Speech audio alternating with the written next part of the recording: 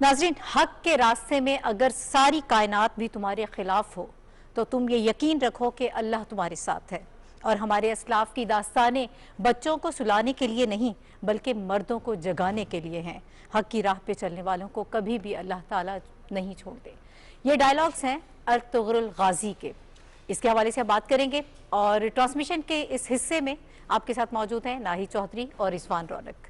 ये वो ड्रामा है जी रिजवान, ये वो ड्रामा है जो वर्ल्ड फेमस ड्रामा जिसको कहा जाता है। तुर्की में ये तैयार हुआ और अब तुर्की और पाकिस्तान टीआरटी और पीटीवी के इश्तराक से इस वक्त आप पीटीवी पे देख रहे हैं और पिछले 15 दिनों में 10 लाख इसके सब्सक्राइबर्स हो चुके हैं और 1 करोड़ 41 लाख लोग जो हैं इसे देख रहे हैं। इसकी मुख्तलिफ एक साथ जो है यहाँ देखी जा रही हैं और पाकिस्तान में जो ओवरवेलमिंग रिस्पॉन्स है उसे ये कहा जा रहा है कि तुर्की से भी ज़्यादा लोग इसमें दिलचस्पी ले रहे हैं। स्वीपिंग आपको यहाँ पर एक रिस्पॉन्स नज़र आ रहा है।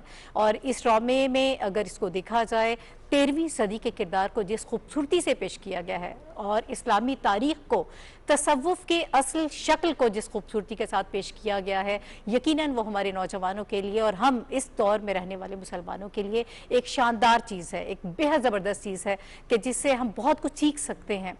और हमें मालूम होगा कि हमारे असलाफ की जो शानदार रिवायात थी, जो कामयाबियाँ थी, जो उरूज था 700 साल पहले, वो क्या था और हमें इससे क्या सबक हासिल करना है। ये वो ड्रामा है जिसको यूरोप में बैन कर दिया गया, जिसको मुख्तलिफ ममालिक में, ख़ास तौर पर इंडिया की मैं यहाँ पर बात करूँगी, उसको बैन कर दिया गया। वहाँ पर भी और भी जद्द अमजद हैं सुल्तान उस्मान खान, जहाँ से सल्तनत उस्मानिया शुरू हुई, वो इनके बेटे थे अर्तुगरुल गाजी के।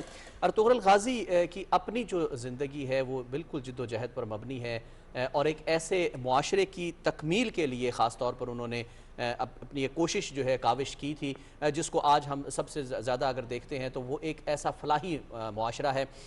जो कौमें भी अपने हीरोज़ को याद रखती हैं वो ज़िंदा कौमें होती हैं, वो ज़िंदगी की अलामत समझी जाते हैं कि जो कौमें अपने असलाफ़ को, अपनी तारीख़ को याद रखती हैं, वो चाहे किसी भी शक्ल में हो। तो अर्तुगरुल गाजी बिल्कुल इसमें कोई शक नहीं है कि इस्लाम की अगर हम बात करते हैं, सल्तनत इस्लाम की बात करते हैं तो उसमें अर्तुगरुल गाजी का एक ख़ास मकाम है। अब वो मकाम क्या है हम उसमें देख ही रहे हैं स्क्रीन्स पर, टीवी स्क्रीन्स पर। इस पर फिल्में भी बनाई गई हैं, इस पर ड्रामे भी बनाए गए हैं सल्तनत उस्मानिया पर।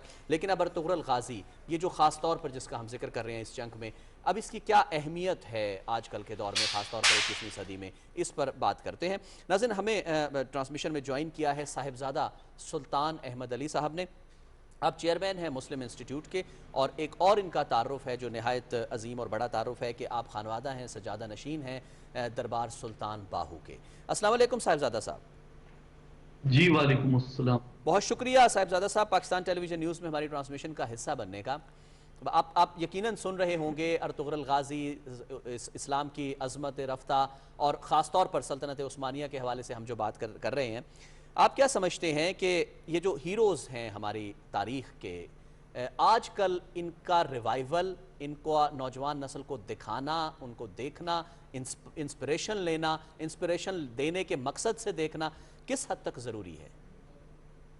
जी बहुत शुक्रिया। मैं सबसे पहले तो ये कहना चाहूँगा कि सबटाइटल्स के साथ तो ये तकरीबन पिछले 1.5 साल से चल रहा था पाकिस्तान में भी, उर्दू में।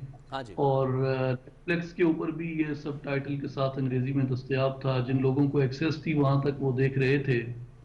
लेकिन प्राइम मिनिस्टर साहब की ज़ाती दिलचस्पी के साथ ये ड्रामा पीटीवी में शुरू हुआ उर्दू डबिंग के साथ और बड़ी क्वालिटी की डबिंग की गई है। मैं पहले तो पीटीवी को भी और इसमें हिस्सा लेने वाले उनकी तमाम टीम को भी मुबारकबाद पेश करता हूँ।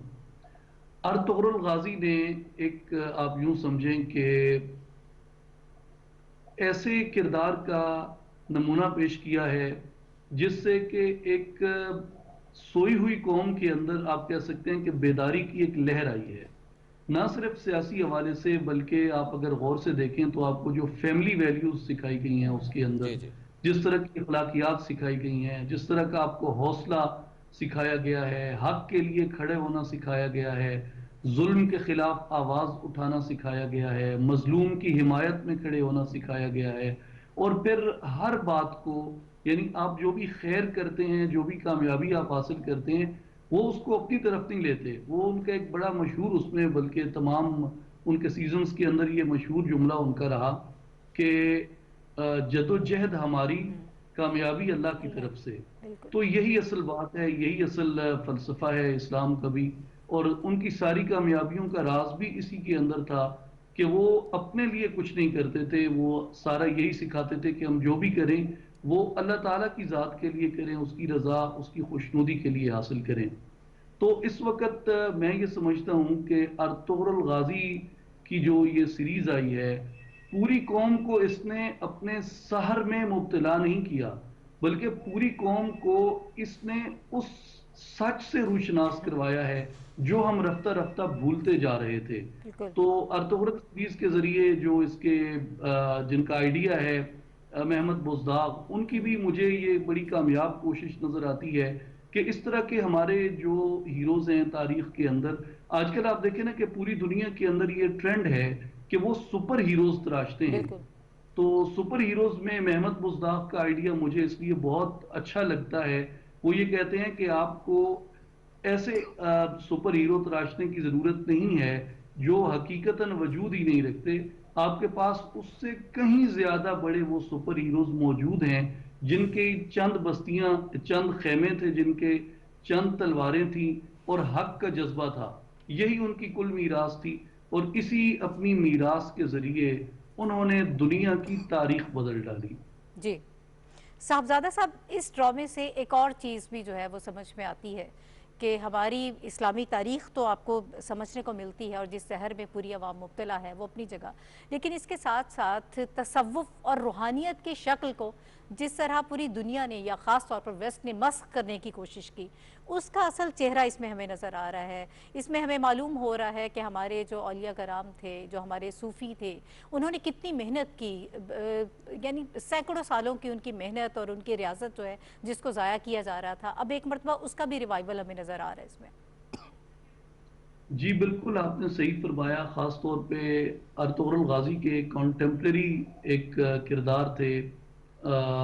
دنیا تصوف میں بھی, دنیا فلسفہ میں بھی ان کا بہت بڑا نام ہے, محی الدین جی ابن العربی. بالکل ان کو انہوں نے دکھایا ہے کہ وہ مینٹورشپ کرتے ہیں ارطغرل کی, اور ہر مشکل وقت میں بعض دفعہ جسے تصوف کی اور دینی اصطلاح میں رویائے صادقہ کہتے ہیں, یعنی خوابوں کے ذریعے بعض دفعہ حقیقتاً ان کے پاس آ کے وہ ان کو موٹیویشن دیتے تھے, ان کو گائیڈ کرتے تھے کہ اٹھو بیٹا, مایوسی کی گرد کو اپنے اوپر سے ہٹاؤ اور اللہ کا نام لے کے کھڑے ہو جاؤ. اور پھر انہوں نے اس میں ایک بڑا خاص جو صوفی میتھڈ دکھایا جو بنیادی طور پہ قرآن کریم سے ڈرائیو ہے, جی وہ یہ ہے کہ وہ سٹوری ٹیلنگ کرتے ہیں.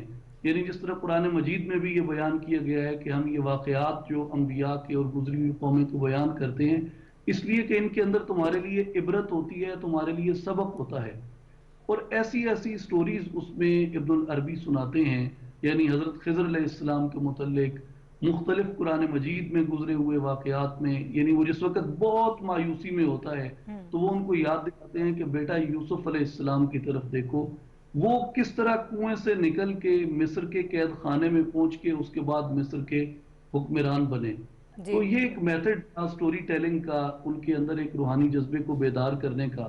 اور پھر اس کے ساتھ جو خانقاہ کا انہوں نے کلچر متعارف کروایا ہے اس میں, وہ بالکل صحیح تصویر انہوں نے کھینچی ہے. اور مجھے یہ کہنے میں کوئی آر نہیں ہے کہ فی زمانہ نہ صرف ویسٹ یا جو لوگ تصوف سے نظریاتی اختلاف رکھتے ہیں, نہ صرف ان کا بلکہ خود جو اہل خانقاہ ہیں وہ بھی خانقاہ کا یہ کردار بھول چکے تھے کہ سوسائٹی کو اٹھانے میں اور سوسائٹی میں اس طرح کے پازیٹیو کردار تلاش کر کے ان کو آگے لے آنے میں تصوف کا کتنا بڑا کردار رہا ہے, ان صوفیاء کی کتنی بڑی جدوجہد رہی ہے.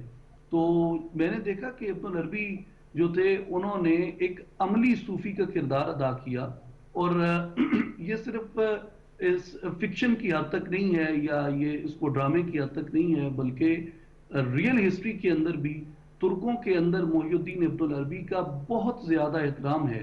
اور اس کے علاوہ بھی ان کی بہت سی روایات جو ہیں وہ مشہور ہیں, اور جتنے بھی ترک سلاطین بعد میں آئے وہ خاص طور پہ عثمانی سلاطین وہ بہت محبت کرتے تھے شیخ ابن العربی سے.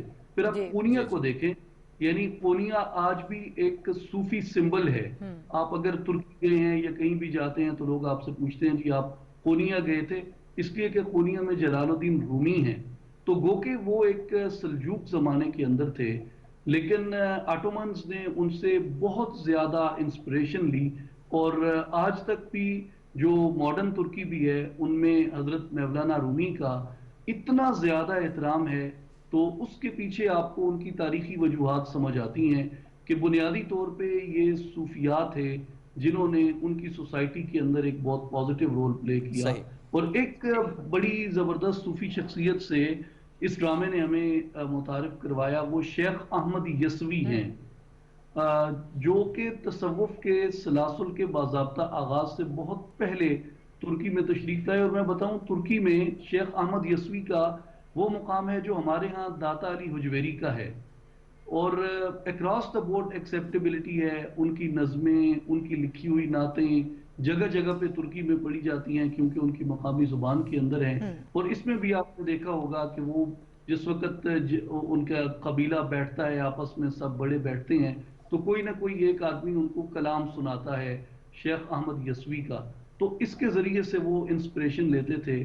تو بالکل آپ نے صحیح کہا کہ تصوف کے حقیقی ریوائول میں بھی اور صحیح. خانقاہ کے اچھا. حقیقی کردار کے اندر بھی اس سیریز کا ایک بہت بڑا رائٹ کنٹریبیوشن ہے۔ سر. صاحبزادہ صاحب ذرا یہ شیئر کیجئے گا کہ اوٹومن امپائر سلطنت عثمانیہ کے ساتھ جو پاکستان کی نوجوان نسل کا تھوڑا بہت تعارف بنتا ہے، یعنی وہ جو ایک لے مین ہے جو ہسٹری سے دلچسپی نہیں رکھتا، وہ مطالعہ پاکستان کی کتابوں میں تحریک خلافت کا ختم ہونا ہے، فرسٹ ورلڈ وار میں شکست ہونا ٹرکش فورسز کو، اور اس کے بعد اس کا ختم ہونا، اور اس کے بعد that's all over for a layman in Pakistan, for a good student in Pakistan even.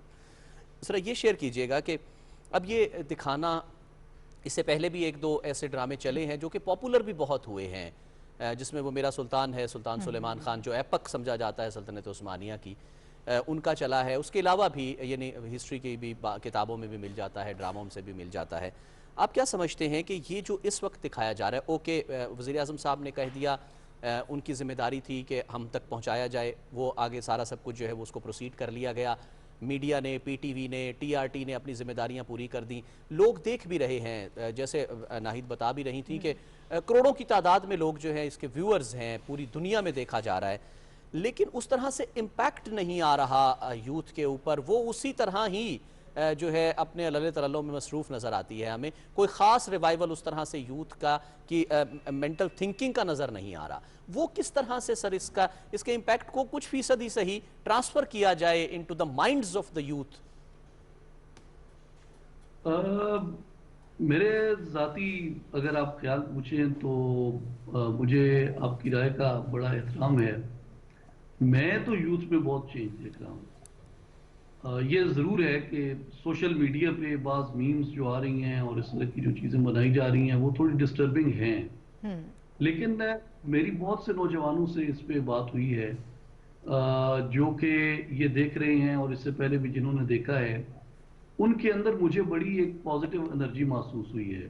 ایک بات پہ میں جناب سے اتفاق کروں گا کہ شاید اتنی بڑی ایک سیریز کے لیے ہم ذہنی طور پہ تیار نہیں تھے، اور ہماری اس کے بارے میں ابھی تک رائے وہ قائم نہیں ہوئی جو تاریخی تناظر میں ہونی چاہیے. پھر ترکوں میں آج بھی جو ماڈرن ترکی میں بھی ایون لوگ آٹومنز کو، بے شک وہ اب خلافت نہیں ہے یا وہ آٹومن امپائر نہیں گئی، لیکن اس کے باوجود آٹومنز کا احترام ترکوں میں بہت زیادہ ہے. اور مجھے خود وہاں سوغوت میں جانے کا اتفاق ہوا ہے، ارطغرل غازی کے مقبرے پہ. لوگ ان کو ایک صوفی کے طور پہ لیتے ہیں. وہاں پہ جب میں گیا تو بہت فیملیز آئی ہوئی تھی وہاں، وہ دعا کر رہے تھے، تصاویر بنوا رہے تھے، ایک سورس آف انسپریشن تھا ان کا. اور وہ ان کی جو ایک پرسنل اٹیچمنٹ ہے ارطغرل غازی سے ترکوں کی، آپ اسے یوں کہہ سکتے ہیں کہ شاید پاکستان میں جو یوتھ بیٹھی ہے ان کی اس طرح سے ارطغرل غازی سے وہ اٹیچمنٹ نہیں ہے. لیکن مجھے یہ محسوس ہوتا ہے کہ اس کے ذریعے ایک بہت پازیٹیو چینج آئے گا، ایک بہت مثبت چینج آئے گا، اور پاکستان کے اندر جو شغلی لوگ ہیں ان کے علاوہ ایک اچھا خاصا سنجیدہ طبقہ ہے जो मैं चाहता था कि हमें इस तरह की मोटिवेशन मिले बिल्कुल और सही। इसके साथ ठीक है एक जो साहबजादा बहुत साहब, अच्छा काम हो वो इस लोग सिलसिले को आगे तारीफ की बढ़ाएंगे, तरफ मुतवज्जे इस होंगे। पॉइंट पे मजीद भी हम बात करेंगे। आप मुझे इजाज़त दीजिएगा, कुछ और गेस्ट हैं हम उनको भी शामिल कर लेते हैं। जमाल शाह साहब ने इस वक्त हमें ज्वाइन किया है, फिल्म डायरेक्टर हैं, अदाकार हैं, सोशल वर्कर हैं और बड़ा जाना माना नाम है पाकिस्तान का। अस्सलाम वालेकुम जमाल शाह साहब। नाम जी। सर गाजी अर्तुगरुल गाजी के हवाले से आज के इस सेगमेंट पे हम बात कर रहे हैं और पाकिस्तान में टीआरटी और पीटीवी के इश्तराक से जिस तरह से ये ड्रामा इस वक्त ऑन एयर है, जितनी इस पे मेहनत की गई, डबिंग के हवाले से अगर मैं बात करूं या दीगर जो तकनीकी सारी इसमें जो इसके लवाजमात हैं वो आप हमें ज़्यादा बेहतर तरीके से बता पाएंगे कि आप इसको किस तरह से देख रहे हैं। डबिंग के हवाले से जो है इसको बहुत सराहा जा रहा है कि शायद असल से भी ज़्यादा खूबसूरत अंदाज में इसकी डबिंग कर दी है और जिस तरह से लोग इसमें इंटरेस्ट ले रहे हैं, इसको देख रहे हैं, तो ये एक शानदार मिसाल है। मैं माजरत के साथ अपनी बात शुरू करता हूँ कि मैंने ये ड्रामा हकीकत में देखा नहीं है, लेकिन तुर्की की प्रोडक्शन से, चाहे वो तुर्की की फिल्में हो या टेलीविजन जी, उनसे मैं वाकिफ हूँ, इसलिए कि तुर्की टेलीविजन बहुत बड़ा है और तुर्की टेलीविजन प्रोडक्शन वैल्यूज के हवाले से दुनिया के बेहतरीन चैनल्स के मुकाबले का टेलीविजन है। प्रोग्रामिंग बहुत ही अच्छी है। जमाल शाह साहब आपसे बिल्कुल आपका पॉइंट लेंगे, बराह रास्त लाइव प्रोग्राम है। तो इस वक्त नाज़रीन हम आपको सेनेट लेकर चल रहे हैं जहां वज़ीर ख़ारजा शाह महमूद कुरैशी इजहार ख्याल कर रहे हैं।